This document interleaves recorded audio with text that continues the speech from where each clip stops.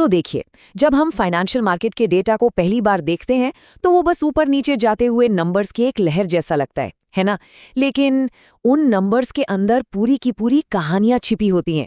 खरीदारों और विक्रेताओं के बीच की लड़ाई, उम्मीद और डर की कहानियां। तो आज हम मार्केट चार्ट्स में उन्हीं छिपी हुई कहानियों को पढ़ना सीखने वाले हैं। तो सवाल ये उठता है कि हम इस डेटा में कहानियां ढूंढे कैसे? क्योंकि देखिए, रॉ प्राइस डेटा तो बस नंबरों का एक समंदर है, कुछ समझ नहीं आता। तो इस एक्शन को समझने के लिए हमें इसे विजुअलाइज करने का कोई तरीका चाहिए। हमें एक तरह के नक्शे की जरूरत है। ऐसा नक्शा जो बताए कि कीमत कहाँ थी, कहाँ गई और शायद ये भी कि आगे कहाँ जा सकती है। और इसे समझने का सबसे अच्छा तरीका क्या है? सोचिए, ये चार्ट्स एक ही फुटबॉल मैच के अलग अलग कैमरा एंगल की तरह हैं। मैच तो एक ही है ना? प्राइस की मूवमेंट भी वही है। लेकिन अलग अलग चार्ट्स हमें उस एक्शन को बिल्कुल अलग अलग एंगल से दिखाते हैं। जैसे कुछ कैमरा एंगल हमें पूरा मैदान दिखाते हैं, वहीं दूसरे हर एक खिलाड़ी के मूवमेंट पर जूम इन कर लेते हैं। तो ठीक है, ये रहा हमारा आज का रोड मैप। हम सबसे पहले देखेंगे कि चार्ट्स आखिर जरूरी क्यों हैं। फिर हम लाइन चार्ट से बार चार्ट की तरफ बढ़ेंगे। उसके बाद कैंडलस्टिक की दिलचस्प कहानी को समझेंगे और हाँ, कुछ जरूरी कैंडल पैटर्न्स को पढ़ना भी सीखेंगे। और सबसे आखिर में, जो कि सबसे जरूरी है, वो सुनहरा नियम, कॉन्टेक्स्ट। चलिए शुरू करते हैं। अच्छा, किसी भी तरह की एडवांस ट्रेडिंग की बात करने से पहले ना, सबसे पहली और जरूरी चीज ये समझना है कि आखिर प्राइस को चार्ट्स पर दिखाया कैसे जाता है। ये पहला कदम है।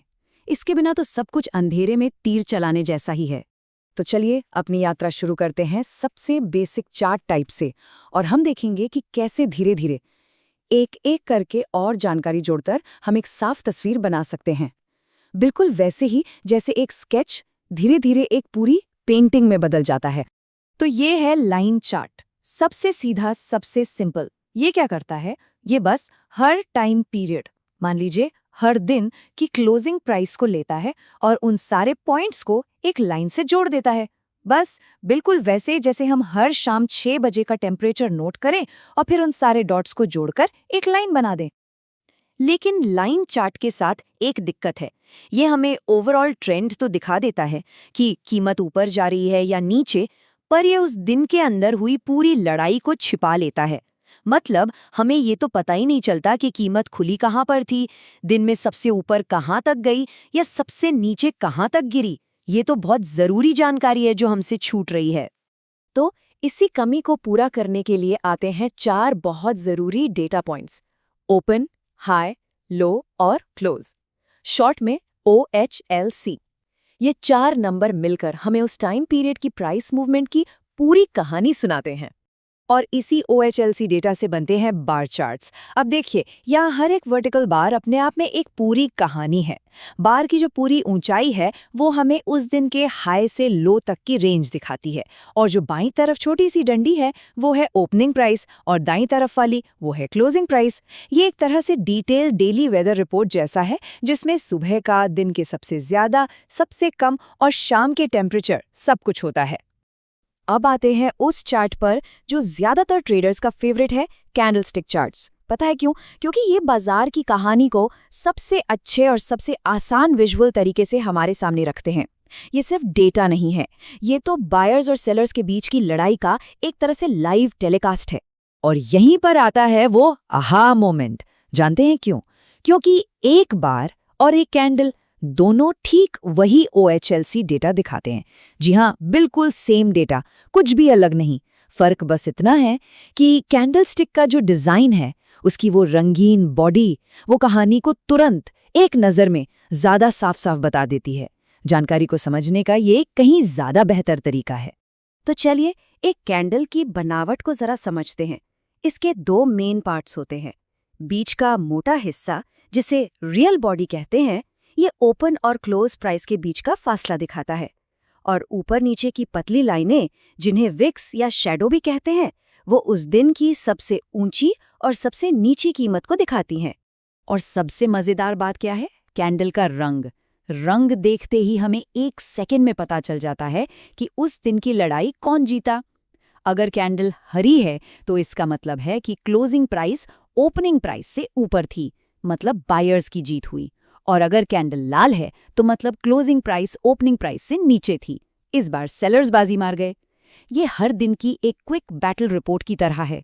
ठीक है, तो अब जब हम एक अकेली कैंडल को पढ़ना सीख गए हैं तो अब हम देख सकते हैं कि कैसे इनके अलग अलग शेप्स और कॉम्बिनेशंस मिलकर मार्केट की साइकोलॉजी के बारे में पूरी कहानी बता सकते हैं। ये बिल्कुल मार्केट की ABCD सीखने जैसा है। सबसे पहले मिलते हैं डोजी से। ये एक ऐसी कैंडल है जिसकी बॉडी या तो बहुत छोटी होती है या होती ही नहीं।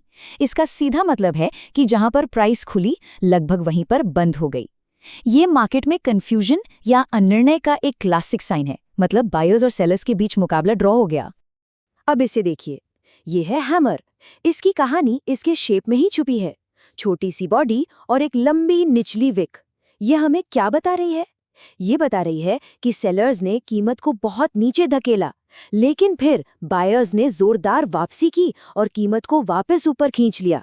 ये एक संकेत है कि बायर्स अब और कम कीमतों को स्वीकार करने को तैयार नहीं हैं। और ये है शूटिंग स्टार, बिल्कुल हैमर का उल्टा। इसकी लंबी ऊपरी विक हमें बताती है कि बायर्स ने तो कीमत को ऊपर ले जाने की पूरी कोशिश की, लेकिन सेलर्स हावी हो गए और उन्होंने प्राइस को वापस नीचे धकेल दिया, जिसकी वजह से क्लोजिंग कमजोर रही। ये इस बात का संकेत हो सकता है कि सेलर्स अब ऊंची कीमतों को रिजेक्ट कर रहे हैं।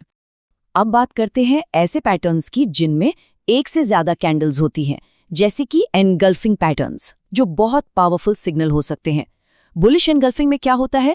एक बड़ी हरी कैंडल अपनी पिछली छोटी लाल कैंडल को पूरी तरह से निगल जाती है। इसका मतलब है कि बायर्स ने अचानक और जबरदस्त तरीके से कंट्रोल अपने हाथ में ले लिया है। और बियरिश एनगल्फिंग ठीक इसका उल्टा होता है। तो ठीक है, हमने कैंडल की बनावट समझ ली, कुछ पैटर्न्स भी देख लिए, लेकिन अब हम आते हैं चार्ट रीडिंग के सबसे जरूरी सबक पर, और वो ये है, कोई भी पैटर्न अपने आप में एक भरोसेमंद सिग्नल नहीं होता जब तक कि हम पूरी बड़ी तस्वीर को न समझें। कॉन्टेक्स्ट ही सब कुछ है। तो इस कॉन्टेक्स्ट या संदर्भ का मतलब क्या है? इसका मतलब है कि हमें इन चीजों पर भी ध्यान देना होगा। ओवरऑल ट्रेंड किस तरफ है? जरूरी सपोर्ट और रेजिस्टेंस लेवल्स कहाँ हैं? मतलब वो लेवल्स जहां से कीमत पहले भी मुड़ी है, ऊपर या नीचे। मार्केट का पूरा स्ट्रक्चर कैसा है और ट्रेडिंग वॉल्यूम कितना है? और ये बात इसे बहुत अच्छे से समझाती है। सोचिए, एक हैमर कैंडल चार्ट के बीच में कहीं भी बन जाए तो उसका कोई खास मतलब नहीं है, लेकिन वही हैमर अगर एक बहुत मजबूत सपोर्ट लेवल पे बनता है तो अचानक वो बहुत मीनिंगफुल हो जाता है। मतलब लोकेशन ही सब कुछ है। इस सबसे जरूरी सबक को याद रखने के लिए एक बहुत अच्छी एनालॉजी है। सोचिए कि एक कैंडल पैटर्न सिर्फ एक शब्द है। अब एक अकेले शब्द का कुछ मतलब तो हो सकता है, लेकिन उसका असली मतलब तो तभी समझ आता है जब वो एक पूरे वाक्य में इस्तेमाल होता है ना? बस चार्ट का कॉन्टेक्स्ट ही वो पूरा वाक्य है जो हर पैटर्न को उसका असली मतलब देता है। तो चलिए आज के मुख्य बातों को फटाफट से दोहरा लेते हैं। पहली बात, चार्ट्स डेटा को विजुअल कहानियों में बदलते हैं। दूसरी, लाइन चार्ट्स ट्रेंड तो दिखाते हैं पर जरूरी डिटेल्स छिपा जाते हैं। तीसरी, कैंडलस्टिक चार्ट्स हमें OHLC डेटा की सबसे साफ बैटल रिपोर्ट देते हैं। चौथी, पैटर्न सिर्फ संभावित सिग्नल है, कोई गारंटी नहीं। और पांचवी और सबसे जरूरी बात, कॉन्टेक्स्ट ही सब कुछ है। तो अब हम एक अकेली कैंडल को और कुछ जरूरी पैटर्न्स को पढ़ना जानते हैं, लेकिन याद रखिए, ये तो बस शुरुआत है। एक चार्ट एक पूरी किताब की तरह है जिसके कई चैप्टर्स होते हैं। तो सवाल ये है कि इस नई समझ के साथ अगला कौन सा चैप्टर पढ़ा जाए।